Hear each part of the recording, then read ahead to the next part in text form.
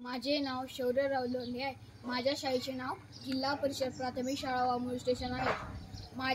मी आता 4थी मध्ये शिकतो. माझ्या गोष्टीचे नाव नवासोबती. या गोष्टीचे लेखक आहे तूता सावंत.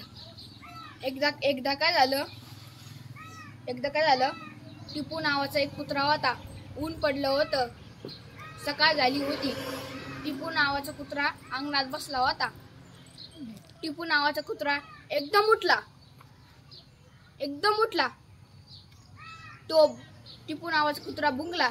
समोरून कोणीतरी येत होतं. टिपू तो भुंकला समोरून, तरी पण समोरून येणारा थांबला नाही. तो खूप रागावला. तो गुरगुरायला लागला. टिपूने अंगणात उडी मारली. तो शेतातून धावला. वाटेवर पोहोचला. कोण होता तिथे?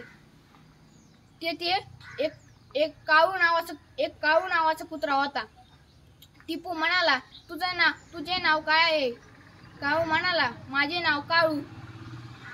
टिपू म्हणाला, तुझा रंग काळा आहे म्हणून सगळे लोक तुला काळूच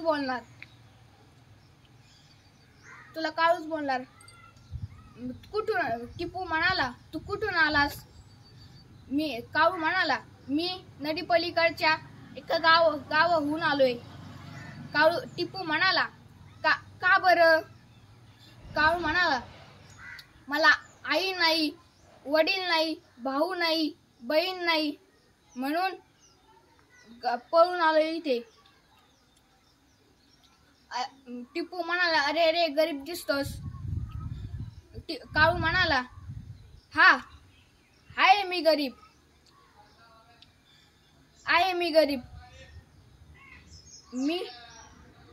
गरीब. टिपूला दया आली. नंतर टिपू म्हणाला, तू माझे कमाईशील का?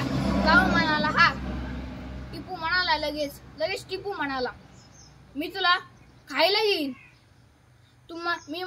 मी तुला खूप खायला देईन.